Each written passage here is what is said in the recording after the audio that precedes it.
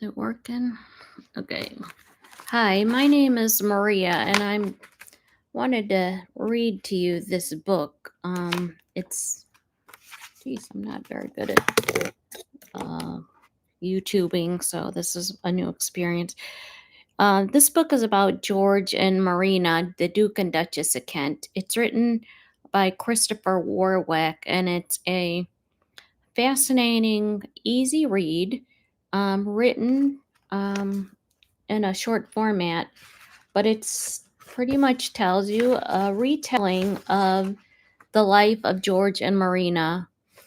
It's a very interesting story. They were minor royals. Marina was a true princess that came from the Greek and Russian um, royalty, and it's a retelling of the story of the prince and the princess, who in the 1930s, uh, it was high society's golden age. They were considered to be the nation's most glamorous royal couple at the time, and so through their heirs, their marriage was tragically cut short during the Second World War, and when Prince George was killed in what is still regarded a mysterious flying accident. Um, but it's such a wonderful story.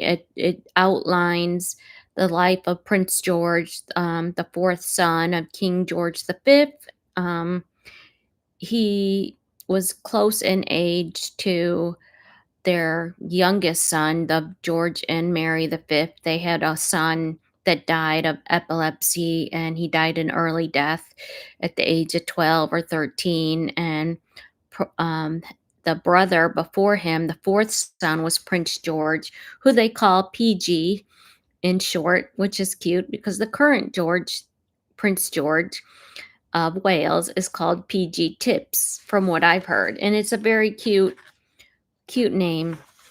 But the life of the Duke and Duchess of Kent, it took place in the 1930s and 40s. It was a good stabilizing marriage for Prince George at the time, and it was a wonderful marriage, and life was good until it was cut short. And even then, Marina carried on with such wonderful service to Queen Elizabeth and Queen Mary, and they all kind of looked out for each other. So I'm going to read to you the very first chapter, and it's about the Romanov inheritance. And bear with me, I'm new to this, but it's chapter 1, the Romanov inheritance. And it begins, these are short chapters. So, Tsarsko Selo, or Tsar's village, known today as Pushkin in honor of Russia's national poet. It is located 24 kilometers south of St. Petersburg. For 200 years, ever since Peter the Great's wife, Catherine, first built a modest stone house here in 1718. It's been a favorite summer retreat of the Imperial Romanovs. Less than 40 years after that first house was built, the Empress Elizabeth Petrovna decided something far grander and far more imperial was to be created. And so, the designs of Francesco Bartolomeo Rastrelli, senior court architect the great Catherine Palace. It arose embodying every extravagant mood and opulent nuance of the Baroque school.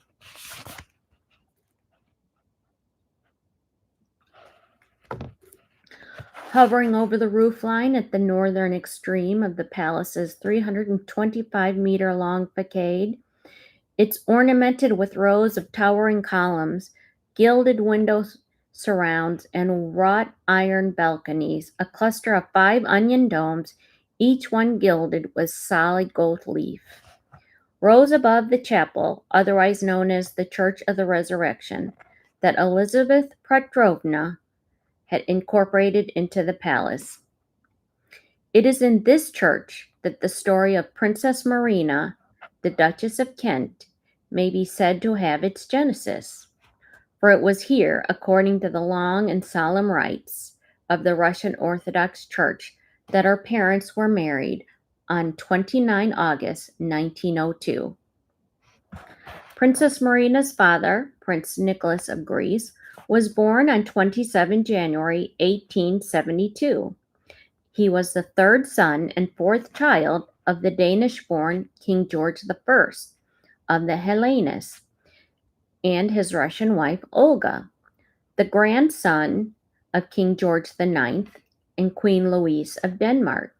Prince Nicholas, also the nephew of the Britain's Queen Alexandra, who was the consort of King Edward VII, and her sisters Thyra, who was both Duchess of Cumberland and Duchess of Brunswick-Luneburg, and Dagmar, who, as the Serena Marie Feodorovna, was the consort of Tsar Alexander III, who would be Russia's next to last empress. Princess Nicholas's bride on that hot summer day long ago was the Grand Duchess Elena Vladimirovna of Russia. Known as Ellen, she was a niece of Tsar Alexander III and the first cousin of his ill-fated Nicholas II. His father was Grand Duke Vladimir Alexandrovich, the third son and assassinated Tsar liberator, Alexander II, described as handsome and imperious with a ruddy complexion, loud voice, and fierce temper, so fierce that it often terrified his nephew, the young Tsar Nicholas. Vladimir was not only a great hunter and gourmet, but as president of the Imperial Academy and also lover of literature and art, also a great lover of literature and the arts. In August 1874, he married his second cousin, Duchess Marie of Mecklenburg-Schwerin, daughter of the Grand Duke Frederick Francis II and Princess Augusta of Reuss-Kösterich, the first of his three wives. Known as the Grand Duchess Marie Pavlovna, Maiken, as she was called within the family, was ambitious and strong-willed. In St. Petersburg, within the gilded surroundings of the Vladimir Palace overlooking the broad expanse of the River Neva, Marie Pavlovna was regarded by many as the grandest of all duchesses, established a reputation as being among the best, if not the best, of high society's hostesses, presiding over a glittering court that eclipsed that of Nicholas II.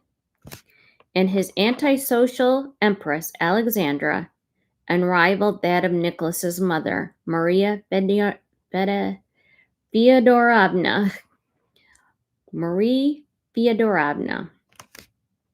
A commanding personality, Grand Duchess Vladimir ranked as the third lady in the empire, coming immediately after the two empresses, with whom, like her husband, she always had a lukewarm, precariously balanced personal relationship.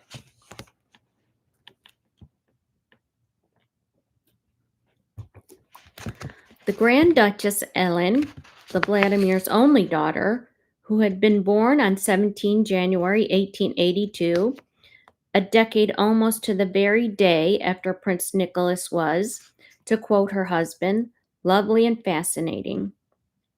Yet, as she grew older, she became every bit as grand and imperious as her mother, only too aware of her standing as both an imperial and royal highness.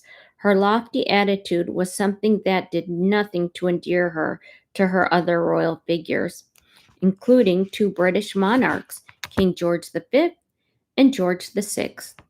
But at the time of their marriage, Prince Nicholas described himself as the proud winner of a lovely bride who had won for herself a place in all hearts by her sweet nature and unselfishness.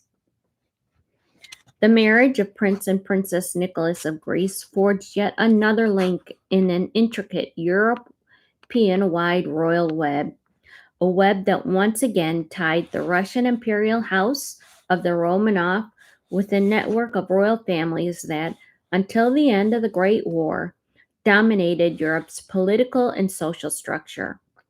Of his immediate family, Prince Nicholas not only followed the example of his sisters, Alexandra, who became the first wife of the Duke Paul Alexandrovich, and Marie, whose first husband was Grand Duke George Mikhailovich, in marrying a Romanovich, in marrying a Romanov, but more notably that of his father, King George I of Greece. Moreover, in 1902, he would claim in his memoirs, My 50 Years, published in 1928, Nicholas felt conscience stricken at taking his wife away from her family, to say nothing of the splendor of her life in Imperial Russia. Then his sentiments undoubtedly echoed those of the young King George little more than 30 years earlier.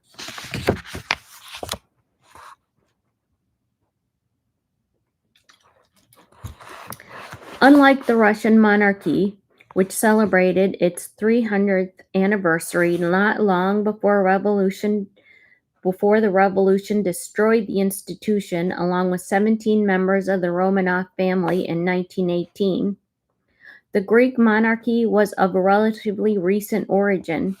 It dated back to 1832, with the accession to the throne of a newly independent Greece, of Prince Otto of Bavaria. His despotic rule, however, would provoke two revolutions. With his final deposition in 1863, the 18-year-old Prince William of Denmark was elected to the Greek throne, which he ascended as King George I. 4 years later, the young sovereign traveled to St. Petersburg to visit his sister, Dagmar, now the Grand Duchess Marie Feodorovna, who had recently married the future Tsar, Alexander III.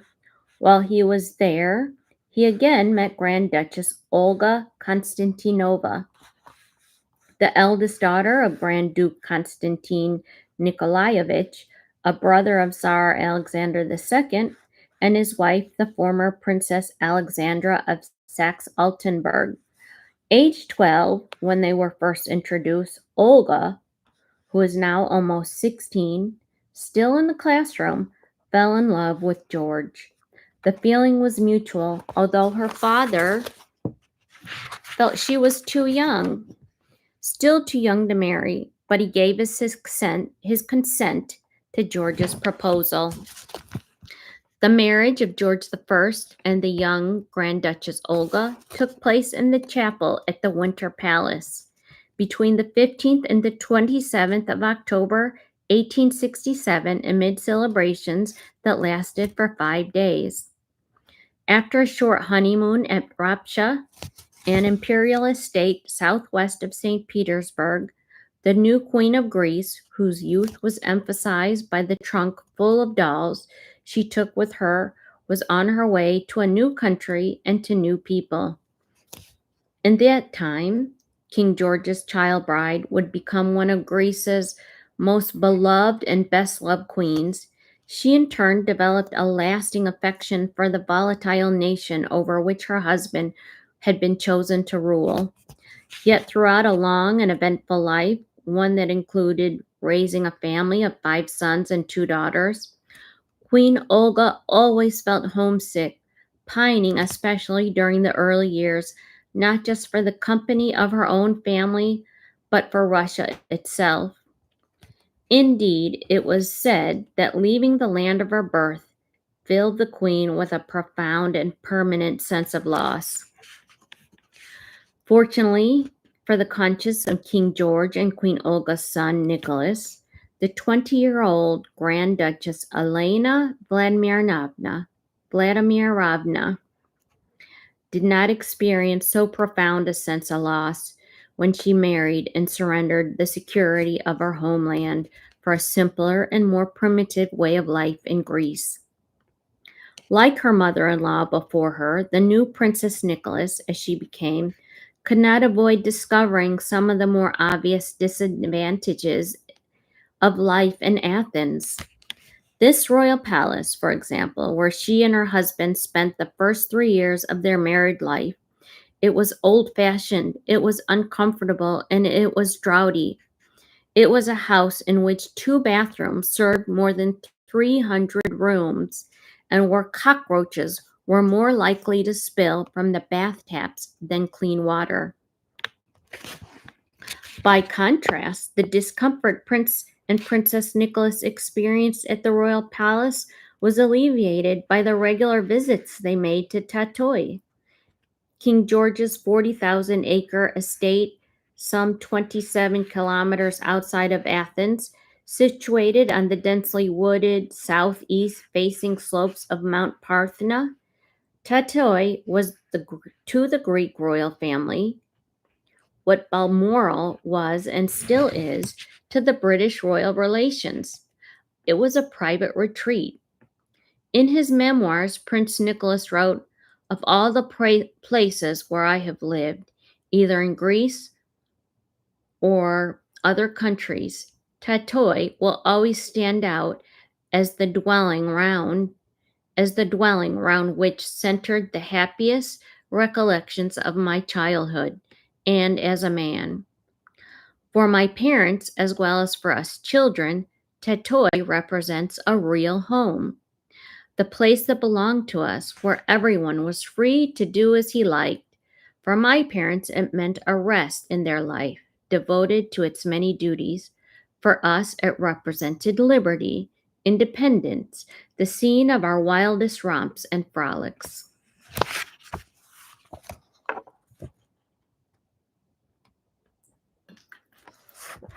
It was at Tatoi on 11 June 1903, shortly before she and her husband celebrated their first wedding anniversary, that Princess Nicholas gave birth to the eldest of their three daughters, whom they named Olga, in tribute to her paternal grandmother, and their second daughter, Elizabeth, was born almost a year later, on 24 May 1904. Yet if those confinements had both gone well, that of their third daughter, the youngest daughter, which was Marina, on 13 December 1906. This birth proved to be a particularly harrowing experience, as much for the anguished father as for the mother herself. In his memoirs, Prince Nicholas chose to reveal little about the circumstances surrounding his youngest child's birth. Safe to say that after Marina's delivery, Princess Nicholas had been so seriously ill that he lived through the moments of terrible anguish.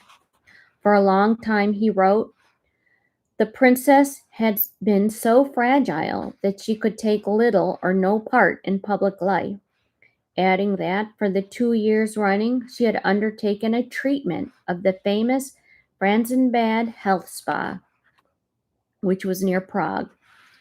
Many years later, however, Prince Nicholas would say to his youngest, and some claim his favorite daughter, she was a very dear baby. She nearly cost our mother her life. Unlike her sisters, Princess Marina, who was named at the suggestion of her grandfather, King George I, also was one of the best loved of all the Greek saints, was born not at Tatoi, but at the newly completed Nicholas Palace in Athens, where her parents had taken up residence in 1905. This imposing whitewash house, more mansion than palace, had been built for Prince and Princess Nicholas as a wedding present from the Tsar Alexander III, which was the princess's uncle. Today, the home of the Italian embassy, the palace was set in a garden shaded by fig trees and brimming oleander and bougainvillea, its interior furnished with treasures. The discerning Prince Nicholas had personally collected these treasures. Yet not only was the two-story house considered to be the most elegant building of its kind in all Athens, it was also the height of modernity and the envy of all. Installed with such luxuries as central heating, hot and cold running water, and bathrooms that were fitted with heated towel rails. It was quite a time to have those features. Until a revolution scattered the Greek royalty in 1917, life for Prince Nicholas and his wife and daughters was as close to perfection as was possible to get. If in retrospect, therefore, Princess Marina's childhood seemed bathed in perpetual sunlight, there would be events in her later life that would inevitably be far less blissful.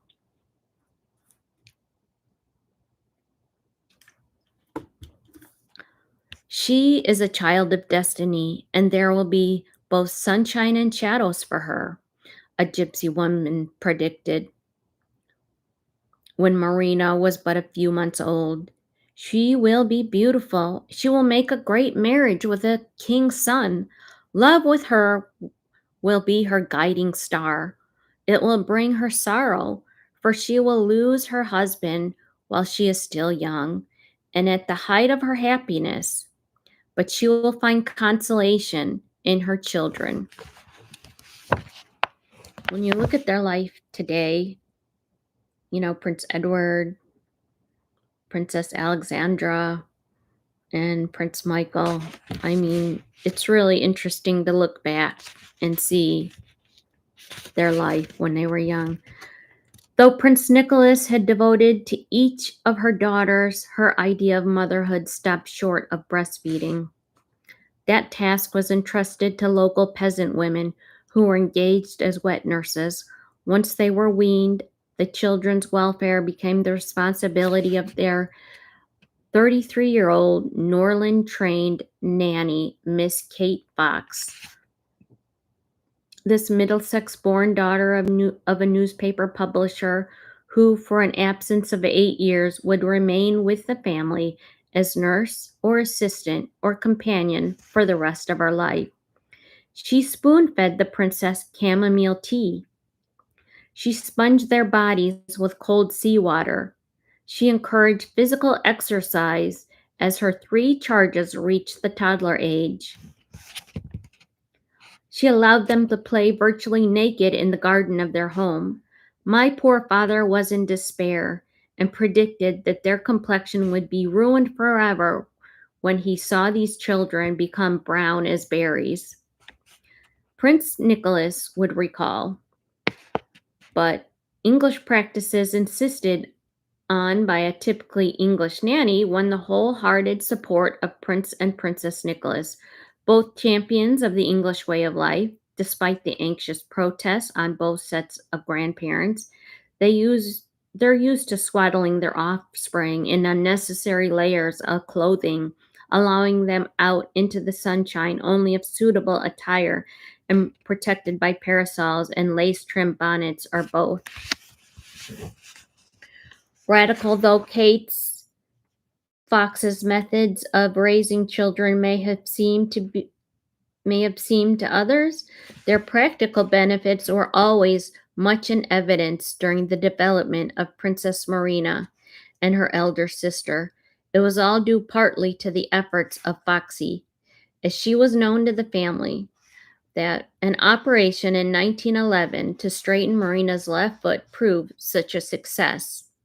At birth, this may perhaps have given some indication of the difficulties Princess Nicholas experienced in what might well have been the breech birth. It was discovered that Marina's left leg was not only thinner and a lot shorter than the right, but that her left foot had been twisted to one side. It was even asserted that the foot was badly misshapen as a result. But be that as it may, Foxy massaged the princess's foot twice daily for 5 years.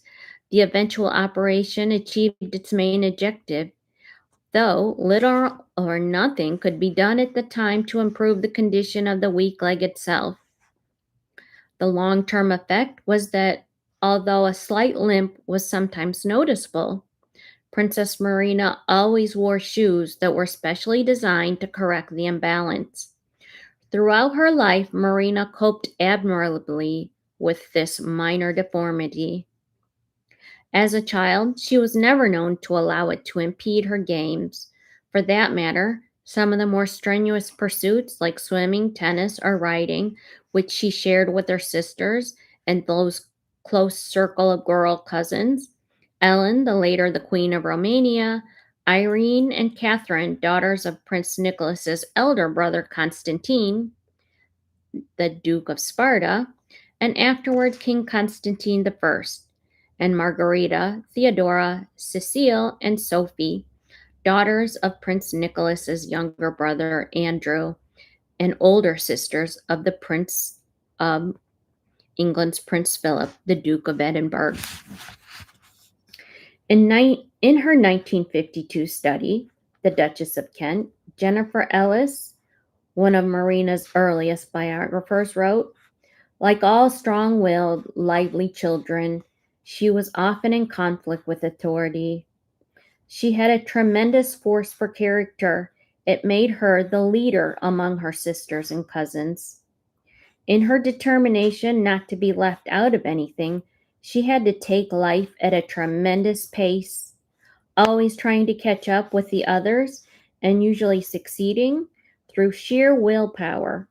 She learned to swim at 3 by hurling herself into the swimming pool in imitation of Olga's dive. She learned to ride by galloping off on a horse far too big for her in pursuit of Elizabeth. She had an invincible courage for any adventure." Informal though the lives of Princess Marina and her siblings may have been, their daily routines, albeit devoid of any rigid etiquette, was always strictly adhered to.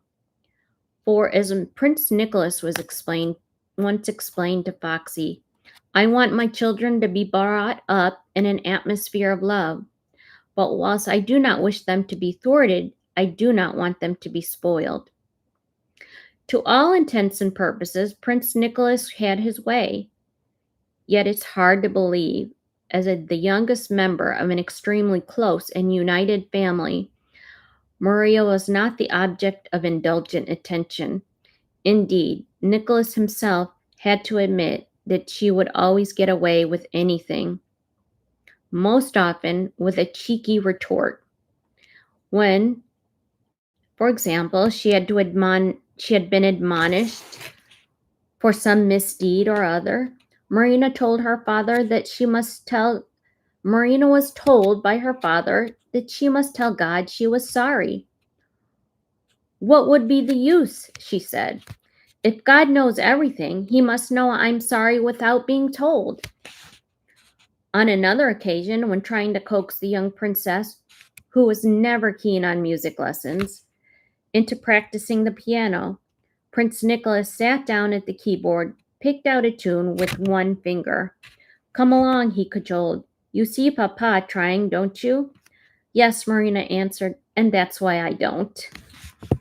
Sounds like my sister. She was funny that way. Even when it came to saying her evening prayers, the princess evidently knew best. Asked by her grandmother, Queen Olga, why she did not say her prayers in Greek, Marina replied, "Well, I've arranged it with God. I told him I like to talk to him in English. And he said, oh, just please yourself, Marina. All languages are acceptable to me." So that's the end of chapter 1. I'm kind of new to this, but it's a very good read, and you'll see Marina's personality, throughout her life. I mean, her close relationship with her 3 sisters was a wonderful thing to see and help pull her through after the death of her husband, George. So anyways, it's a very good read. If you want to read it, you can pick it up at a thrift store. I picked this up at, sorry, I picked this up at thriftbook.com. So it was but you probably